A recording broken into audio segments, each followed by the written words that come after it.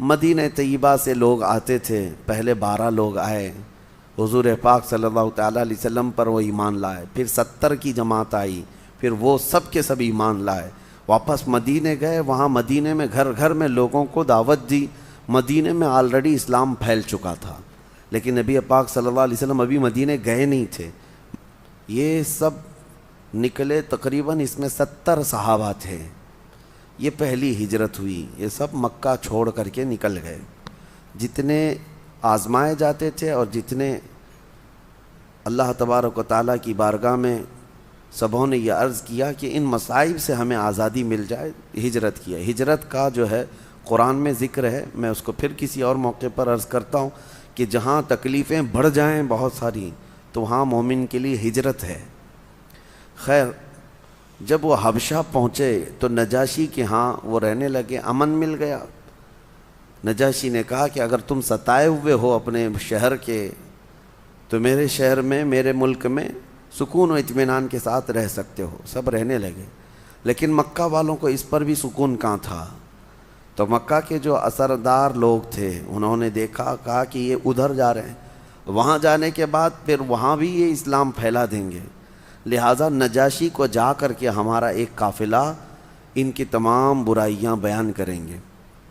اور نجاشی چونکہ مکہ والوں سے پہلے سے اچھے تعلقات میں تھا، تجارتی تعلقات بھی ادھر سے اچھے تھے، تو مکہ والوں نے ایک قافلہ پھر سے بھیجا جس کی سرداری ابو سفیان کر رہے تھے۔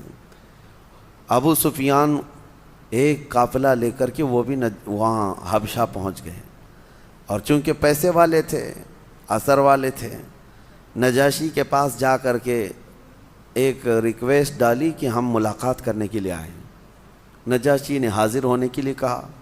جب حاضر ہوئے تو پوچھا کیا مسئلہ ہے، تو ابو سفیان نے کہنا شروع کیا کہ ہمارے مکہ میں ایک فتنہ پیدا ہو چکا ہے، لوگ اپنے پرانے دین سے نکل چکے، جس کی وجہ سے مکہ کے گھر گھر میں آج لڑائیاں ہیں، اور وہ سبب ہے، انہوں نے کہا، محمد صلی اللہ تعالیٰ علیہ وسلم کی وجہ سے، اور ہمارے شہر سے کچھ لوگ بھاگ کر کے آپ کے وطن میں آئے ہیں پناہ لینے کے لیے، اور آپ نے ان کو پناہ دے دیا ہے، وہ ہمارے دین سے نکلے ہوئے ہیں۔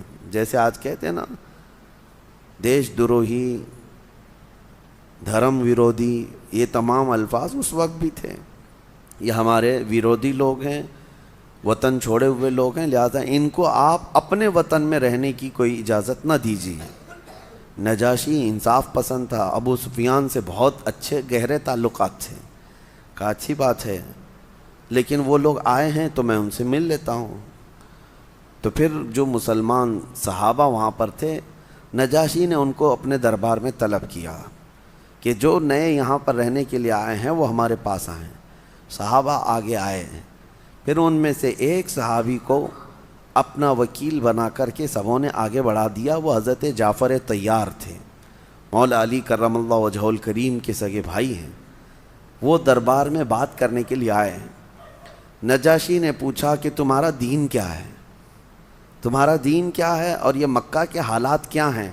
ابو سفیان وہیں دربار میں ہے، اور نجاشی کا بہت قریبی اثر انداز بھی ہے، نجاشی کے اوپر اثر ڈالنے والی شخصیت بھی ہے، لیکن اس کے باوجود حضرت جعفر طیار نے کچھ نہیں دیکھا۔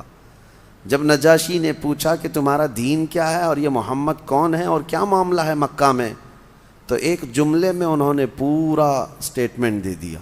حضرت جعفر طیار نے کہا، ہمارے پاس وہ رسول آیا ہے جو ہمیں مخلوق کی عبادت سے نکال کر خالق کی عبادت پہ لگاتا ہے۔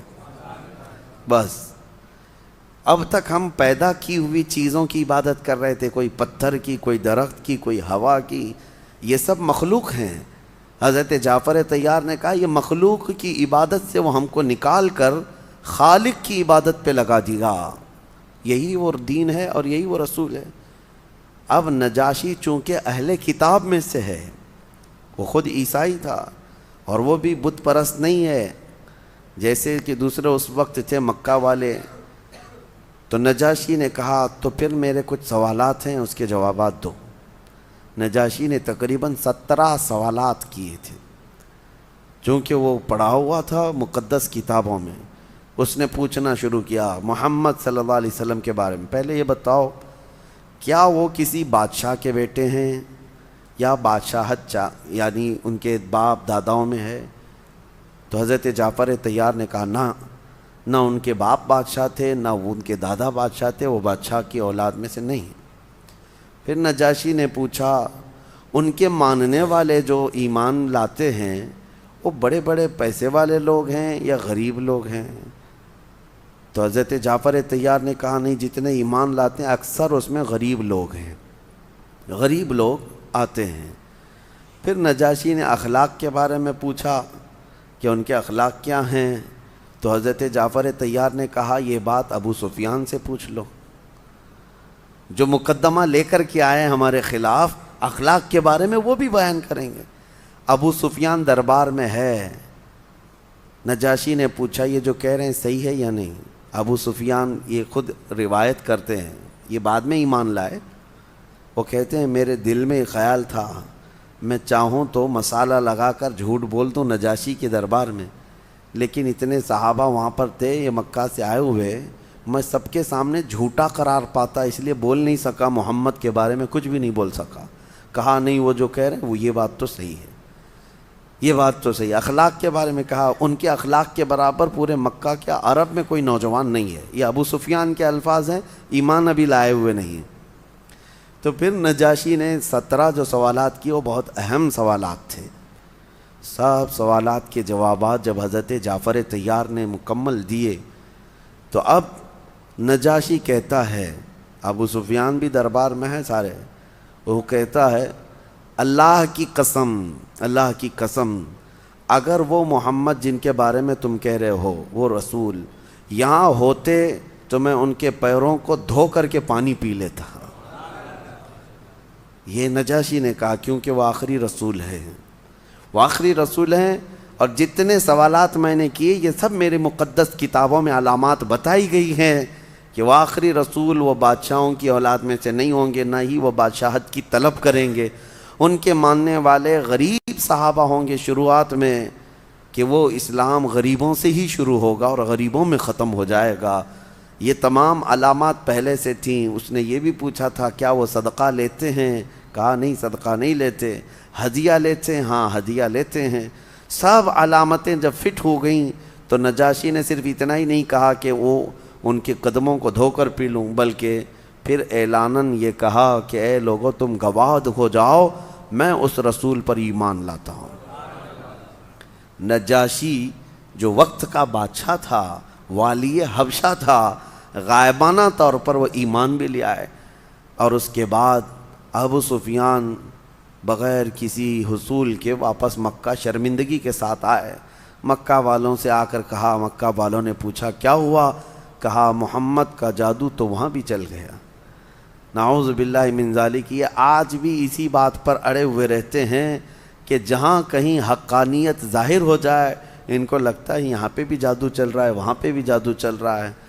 بہرحال پھر نجاشی وہ ایسے مومن کہ ان کا انتقال ہوا، لیکن حضور صلی اللہ علیہ وسلم سے ان کی ملاقات کبھی نہیں ہوئی۔ صحابہ کے دور میں تھے، حضور کے دور میں رہے، لیکن نبی پاک صلی اللہ تعالیٰ علیہ وسلم سے ملاقات نہیں ہوئی، لہٰذا ان کو صحابہ میں نہیں شامل کیا گیا۔ صحابی نہیں ہے لیکن مقام بہت بلند ہے، جیسے حضرت اویس قرنی، حضرت اویس قرنی کا مقام ہے کہ حضور کے دور میں رہے لیکن رسول پاک سے ملاقات نہیں ہوئی۔ اسی طرح حضرت نجاشی انتقال ہوا، اس سے بڑی فضیلت کیا ہے کہ نبی پاک صلی اللہ تعالیٰ علیہ وسلم نے نماز جنازہ غائبانہ طور پر وہیں سے ادا فرمائی۔ جب نجاشی کا انتقال ہوا، نبی پاک صلی اللہ تعالیٰ علیہ وسلم نے اپنے ہی وطن میں غائبانہ ان کی نماز جنازہ بھی ادا کی۔ اس کے بعد یہ جو حبشہ کی ہجرت ہوئی تھی، یہ صحابہ مسلسل وہیں رہے۔ اس وقت تک جب نبی پاک صلی اللہ تعالیٰ علیہ وسلم مدینہ ہجرت کر کے گئے تو پھر وہ صحابہ ہجرت کر کے واپس مدینہ تشریف لائے۔ جو حبشہ گئی ہوئی جماعت تھی وہ پھر سے دوسری ہجرت کر کے، تو ان کو جو ہے 2 ہجرتوں والے صحابہ کہا جاتا ہے۔ تو یہ مکہ مکرمہ کی اذیتیں اور تکلیفیں جو ہوئیں، 5واں سال تھا۔ اب جب 7واں سال ہوا نبوت کا، اس وقت جو ہے میں ابھی وہ تبلیغ اسلام کے طرق کے اوپر نہیں آیا کہ ہر سال کس طرح صحابہ ایمان لاتے رہے، یعنی لوگ اسلام میں داخل ہوتے۔ مدینہ طیبہ سے لوگ آتے تھے، پہلے 12 لوگ آئے، حضور پاک صلی اللہ تعالیٰ علیہ وسلم پر وہ ایمان لائے، پھر 70 کی جماعت آئی، پھر وہ سب کے سب ایمان لائے، واپس مدینہ گئے، وہاں مدینہ میں گھر گھر میں لوگوں کو دعوت دی۔ مدینہ میں آلریڈی اسلام پھیل چکا تھا، لیکن نبی پاک صلی اللہ علیہ وسلم ابھی مدینہ گئے نہیں تھے، مکہ ہی میں تھے۔ اسی دوران پھر مکہ والوں نے، دیکھیں ظلم کی ایک حد ہوتی ہے، ایک لمٹ ہوتی ہے، انہوں نے ہر لمٹ کراس کر دی تھی۔ پھر وہ وقت آیا کہ جب سارے لوگوں نے مل کر کے مکہ میں حضور صلی اللہ تعالیٰ علیہ وسلم اور ان کے خاندان پر ایسی پابندی لگا دی، سوشل بائیکاٹ کر دیا۔ اعلان ہو گیا تھا مکہ میں کہ محمد صلی اللہ علیہ وسلم اور ان کے گھر والوں کے ساتھ، جس میں ابو طالب تھے، جناب ابو طالب اور ان کے سارے خاندان والوں کے ساتھ کوئی میل جول نہیں رکھے گا، کوئی کھانا پانی ادھر سے ادھر نہیں کرے گا، ان سے کوئی لین دین نہیں ہوگا، نہ تجارت ہوگی، کچھ نہیں۔ یہ بائیکاٹ ایسا تھا کہ ایک گھاٹی ہے جس کو شعب ابی طالب کہا جاتا ہے مکہ میں، اس گھاٹی میں وہ محصور ہو گئے تھے نبی پاک صلی اللہ علیہ وسلم۔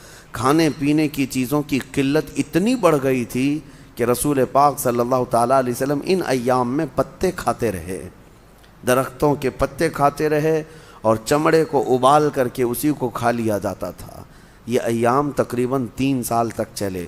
خود وہ مکہ والوں کو رحم آ گیا تھا، انہوں نے بیٹھ کر کے سارے لوگوں نے یہ میٹنگ کی کہ ہم لوگوں نے بہت زیادہ ان کے اوپر سختیاں کی ہیں کہ ہماری خاندان کے لوگ ہیں، قریش کے لوگ ہیں، اور وہ بھی والی کعبہ کے خاندان سے ہیں، متولی کعبہ کے خاندان سے ہیں۔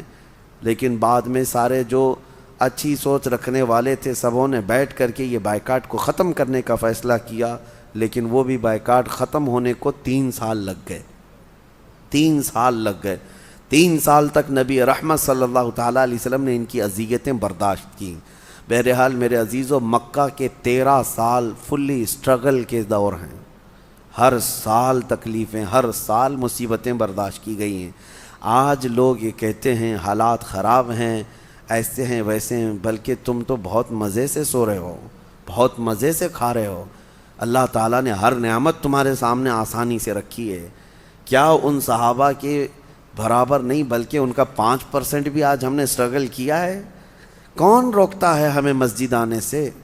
کون روکتا ہے ہمیں حق بات کرنے سے آج؟ لیکن لوگ ایک گانا گاتے رہتے ہیں، عادت سی ہو گئی ہے کہ ظالموں کی حکومت ہے، آزادی نہیں ہے، فلاں ہے، یہ سب ہیلے بہانے ہیں۔ بہرحال اکا دکا جو وارداتیں ہوتی ہیں، تکالیف ہوتی ہیں، یہ ہم سب کے لیے عبرت ہے، ہم سب کے لیے عبرت ہے۔ ابھی جس طرح سے یہ بھگوا داری لوگ یا آتنکی لوگ جو ہمارے ملک میں یا دیگر پوری دنیا بھر میں دہشت پھیلا ہوئے ہیں، داڑھی والوں سے تکلیف ہے، ٹوپی والوں سے تکلیف ہے، اکیلا پاؤ تو انہیں مار دے۔ ابھی جیسے کہ جو حالات ہمیں پہنچ رہے ہیں کہ کسی مسجد کے امام کو انہوں نے مارا، داڑھی کاٹ دیا، یہ ساری چیزیں نئی نہیں ہے ہمارے لیے، یہ کوئی نیو بات نہیں ہے۔ 1400 سال سے اسلام یہ دیکھتا چلا آیا ہے۔ لیکن مومنوں، ان تمام چیزوں سے گھبرانا نہیں ہے، بلکہ اپنے نبی